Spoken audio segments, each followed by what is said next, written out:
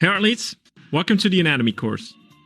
This course will be a little different from our regular course setup, which means that each lesson will still have assignments that need to be completed. However, the educational content will be more technical and informative since we are dealing with the anatomy of the body.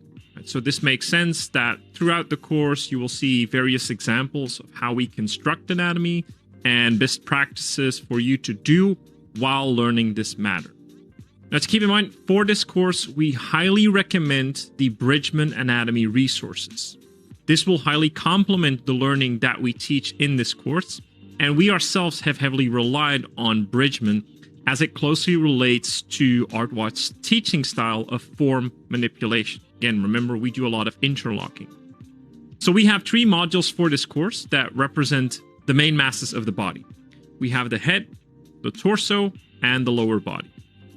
Each lesson will discuss the technicalities of the anatomy and the bone structure, along with an explanation and example of your assignment and our interpretation of how these simple forms interlock with each other.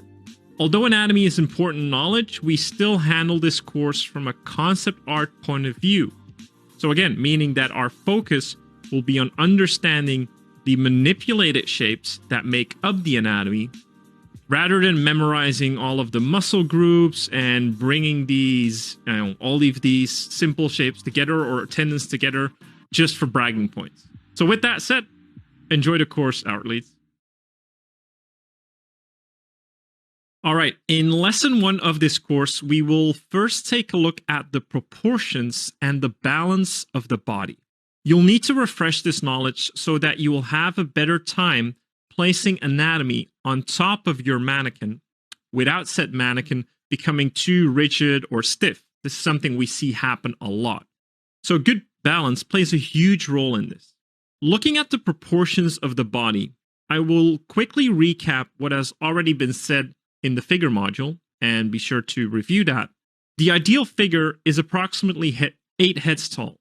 These 8 heads moving down touch the base of the sternum, the belly button, the crotch, the middle of the upper leg, the base of the knee, and the lower half of the shin, and lastly, the toes.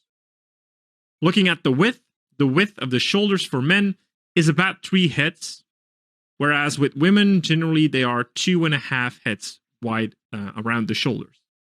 So women have wider pelvises for giving birth, therefore their lower arms face outwards a little bit more, and the gap between their thighs is usually wider for this reason. When we look at it graphically men have a reversed triangle shape, where women have more of an hourglass shape.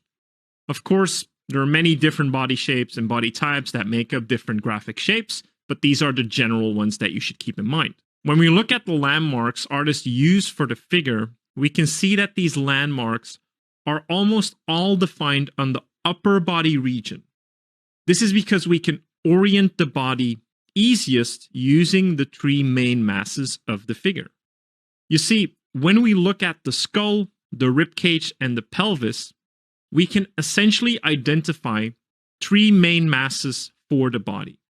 And as you should remember from the figure module of the beginner course, these masses are not stacked straight on top of each other, because this is what creates that rigidity. They have a rhythm to it, a certain flow. They form a rhythm where one offsets the other, yet they are always in balance. For now, we represent each mass as a simple box. 1 for the head, 1 for the torso, and 1 for the pelvis. Here you can see 3 examples of these masses representing a certain pose for the body. The left and middle feel very balanced on their own, yet the right feels slightly leaning forward, like it's leaning forward too much. Now, to make these masses balanced again, we need, of course, our limbs. We need our legs to counter the center of gravity, as you can see. So now, this pose here in the picture feels balanced again. Pinpointing the center of gravity for each pose should be handled intuitively and not as an exact science.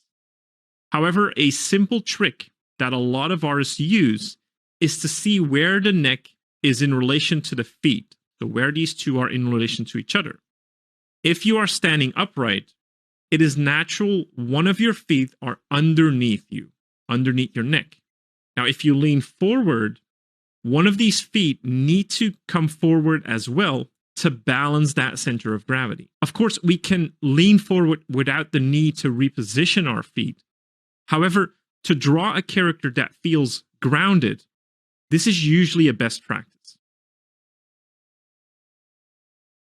So with those technicalities out of the way, your assignment for this lesson consists of the following tasks.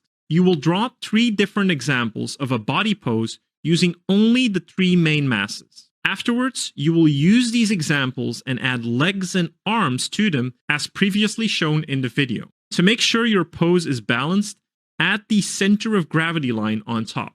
So do that lastly. Then lastly, you will study one reference image by drawing it with simple masses and limbs, and then redrawing the same pose in a different angle, making sure again you use those 3 main masses to first rotate the body and then redraw the pose. All right, so that's it for lesson 1, short and sweet. I hope you guys have fun learning this, have fun playing with it, and we'll see you in the next lesson. Bye-bye.